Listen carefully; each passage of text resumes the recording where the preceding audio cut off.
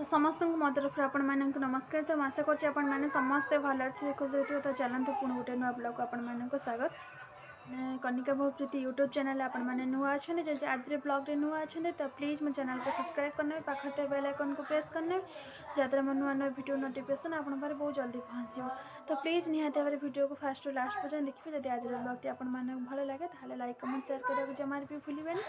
तो चलते मुझे सका ब्लॉग स्टार्ट कर देती। तो कम सरीगला सका कम सारी तो माछ आनी जो भाती माछ तो ताको काटिकी लुण हल्दी गोलैकी थोईकी आसिली।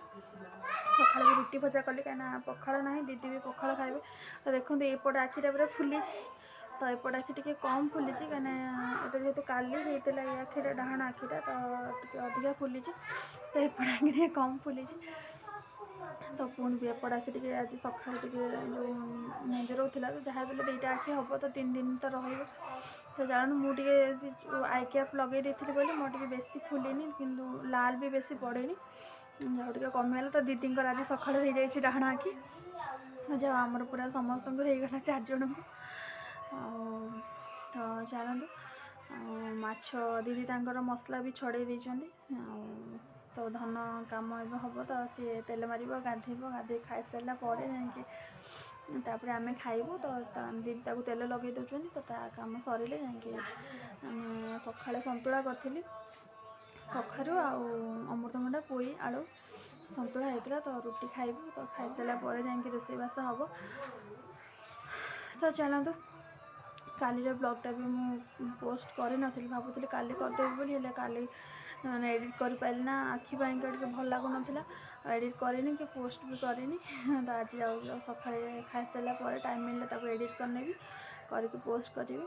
तो चलतु तो प्लीज़ आपण मैंने मत सपोर्ट करूँ कहीं वीडियो देखुं सब्सक्राइब करना तो प्लीज़ सब्सक्राइब करने।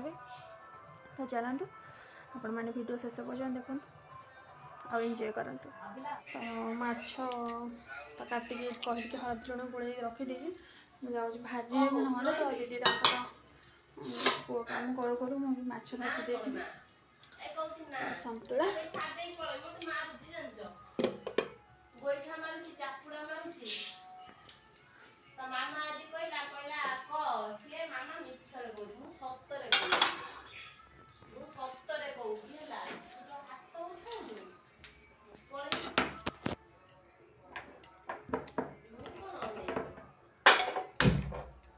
धन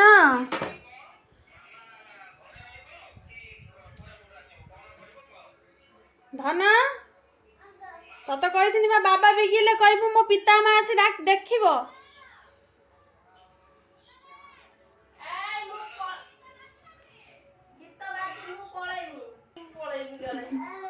तेल गरम हो गला।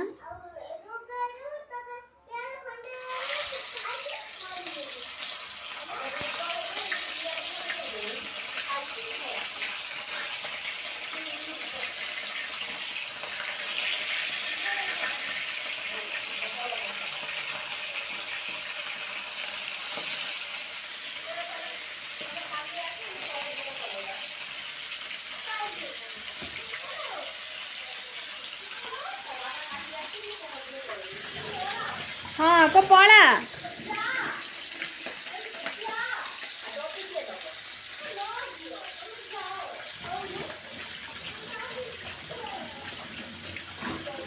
कहूँ मामा जापर ना वर्षा होची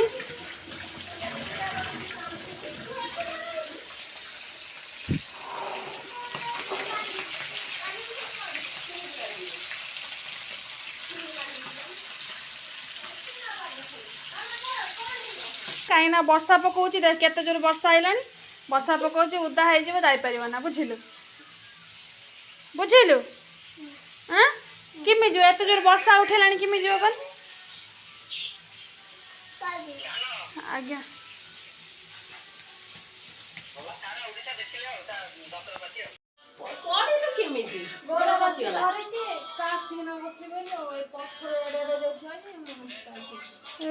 बाड़ी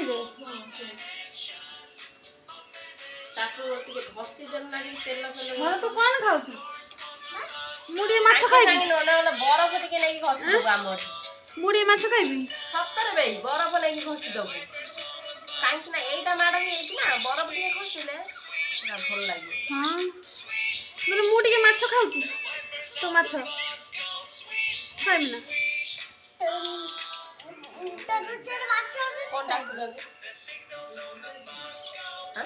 କଣ କହୁଛ?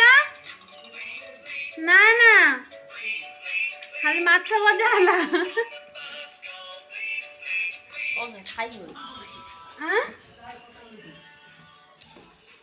କଣ ସିଆଡେ କଥା ହଉଛ? ଓ ମେଘନ ପଡି ଯାଇଛି ବୋଲି। ଭାତ ବି ଆମର ଫୁଟିଗଲାଣି। ଭାତ ହେଇସାରିଲେ ଖାଲି ମାଛ ଫ୍ରାଏଟା ହେବ। ତ ମୋର ମାଛ ଫ୍ରାଏ କ'ଣ ଏଇଟା ଭାତେଇ ମାଛର ଗୋଟା ଫ୍ରାଏ ମୋର ରେଡ଼ି ହେଇଗଲା। ତ ଢାଙ୍କି ଦେଉଛି। ତ ଅଳ୍ପ ଟିକେ ଦହି ଥିଲା, ବହୁତ ଦିନ ହେଲା ରହିଲାଣି ଦହି। ତ ଚାଉଳ ଭିଜେଇଛି ତାକୁ କାଞ୍ଜି ଅଳ୍ପ ଟିକେ କନେଇବି। ଆଉ ଚାଉଳ ବି ଅଧିକା ଟିକେ ଭିଜେଇଛି, ରାତିରେ ପିଠା ହେବ। ତ ବିରି ତ ନାହିଁ, ତ ନଡ଼ିଆ ଦୁଇଟା ଛଡ଼େଇକି ତ ନଡ଼ିଆକୁ କୋରିକି ଚାଉଳରେ ବାଟିକି ପିଠା କଲେ ଆକ୍ଚୁଆଲି ସେ ପିଠା ବି ବହୁତ ଟେଷ୍ଟ ଲାଗେ ଆଉ ନରମ ବି ହୁଏ ଯେହେତୁ ନଡ଼ିଆ ପାଇଁକା। ତ ଚାଲନ୍ତୁ ମାଛ ତ ସରିଗଲା, ମୁଁ କାଞ୍ଜିଟା କରିନି। ତ ତାପରେ ଯାଇକି ଆପଣମାନଙ୍କୁ ଭିଡ଼ିଓ ବନେଇବି କିମ୍ବା କଥା ହେବି। ତ ଚାଲନ୍ତୁ ମାଛ ସରିଗଲା। ତ ଜଲ୍ଦି ରୋଷେଇ ସାରିଦିଏ। ତ ଦିଦିଙ୍କର ଯେଉଁ ଆଖି ଧରିଛି, ତ ସେଇଥିପାଇଁ ତାଙ୍କର ସେଇ କୋପରୁ ଟିକେ ଜ୍ୱର ଘୋଳା ବିନ୍ଧା ବି ହେଉଛି। ତ ସିଏ ତାଙ୍କର ଶୋଇଛନ୍ତି। ହଁ ମୁଁ ଯାଉଛି ରୋଷେଇଟା ସାରିଦିଏ। ତାପରେ ପାଣି ବି ନାହିଁ, ପାଣି ଟ୍ୟୁବୱେଲରୁ ଆଣିବି। ଯେହେତୁ ଆଜି ରବିବାର, ରାତିରେ ତ କିଛି ଆଇଁଷ ଫାଇଁଷ ହେବାର ନାହିଁ। ତ ରୋଷେଇ ସରିଲେ ଗ୍ୟାସ୍ ଫ୍ୟାସ୍ ସବୁ ପୋଛିଦେବି, କାହିଁକିନା ମାଛ ଭଜା ହେଇଥିଲା ଯେଉଁ ତେଲ ପୁରା ଛିଟିକିଛି। ଆଉ ତ ଚାଲନ୍ତୁ ବାକି ରୋଷେଇ ସାରିନି। ଏଠି ମୁଁ ଦହିରେ ଚାଉଳ ବାଟିକି ଆଉ ଲୁଣ ହଳଦୀ ପକାଇକି ଗୋଳେଇ ନେଇଛି। ରସୁଣ ଛେଚିକି ରଖିଛି, କାହିଁକିନା ଅଳ୍ପ ଟିକେ ଯେହେତୁ ଭୃଷଙ୍ଗ ପତ୍ର, ଗୋଟା ଲଙ୍କା, ତେଲ ପକାଇ ଦେଇଛି। ତେଲ ଗରମ ହେଇଗଲାଣି। ଫୁଟଣ, ଗୋଟା ଲଙ୍କା,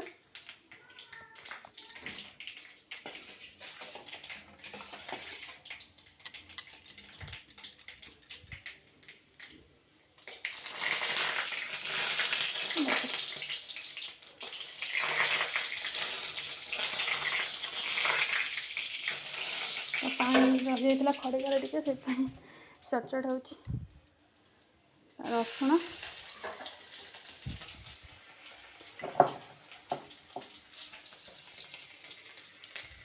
ହାତଟା ଧୋଇ ପକା।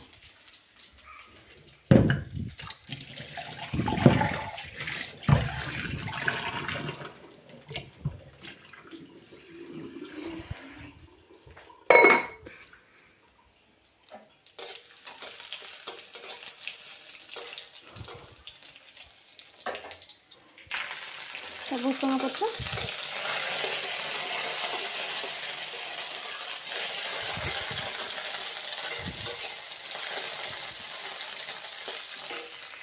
ଛୁଙ୍କ ହେଇଗଲା ରେଡ଼ି। ତାପରେ ମୁଁ ଦହି ପକାଇ ନେବି।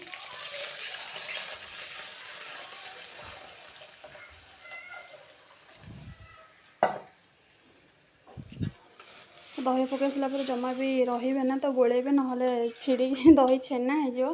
ସେଥିପାଇଁ ଜମା ବି ଫାଙ୍କା ଛାଡ଼ିବେ ନା, ତ ଖଡ଼ିକା ପୁରା ଚଟେଇବେ ଫୁଟିବା ପର୍ଯ୍ୟନ୍ତ। ନହେଲେ ଯେଉଁ ଚାଉଳ ବି ଗୁଣ୍ଡ ଦିଆଯାଇଥାଏ ସେ ପୁରା ନହେଲେ ବିଣ୍ଡା ହେଇଯିବ। ତ ସେଥିପାଇଁ ଟିକେ ଚଟେଇବାକୁ ପଡ଼ିବ। ତ ଯେତେବେଳେ ଦହି ପକାଇବେ ସେତେବେଳେ ଗ୍ୟାସ୍ଟା ସିମ୍ କରିଦେବେ, ନହେଲେ ସାଙ୍ଗେ ସାଙ୍ଗେ ଗରମ ଥାଏ ନା କଡ଼େଇ, ତ ସାଙ୍ଗେ ସାଙ୍ଗେ ଦହି ପକାଇଦେଲେ ହେଇଯାଏ, ଛିଡ଼ିଯାଏ ଛେନା। ତ ହେଇଗଲା ମୋର ଦହି କାଞ୍ଜି ପ୍ରସ୍ତୁତ। ତ ବାସ୍ନାଟା ପୁରା ବାସ୍ନା ହେଲା ବେଳକୁ ନାକକୁ ପୁରା ଲାଳ ଗଡ଼ୁଛି, କାହିଁକିନା ଯେଉଁମାନେ ଖଟା ଖିଆ ଲୋକ ତ ତାଙ୍କୁ ହିଁ ବେଶୀ ଭଲ ଲାଗିବ। ତ ଚାଲନ୍ତୁ ଗୋଟେ ଗ୍ୟାସ୍ ଫ୍ୟାସ୍ କ୍ଲିନ୍ କରିନି। ତାପରେ ତ ରୋଷେଇ ଘରେ ପିଆଜ ରସୁଣ ଚୋପା ବି ପଡ଼ିଛି, ତାକୁ ଟିକେ ସଫାସଫି କରିଦିଏ। ତାପରେ ଆପଣମାନଙ୍କ ସହିତ କଥା ହେବି, କାମଟା ସାରିଦିଏ ଆଜ୍ଞା।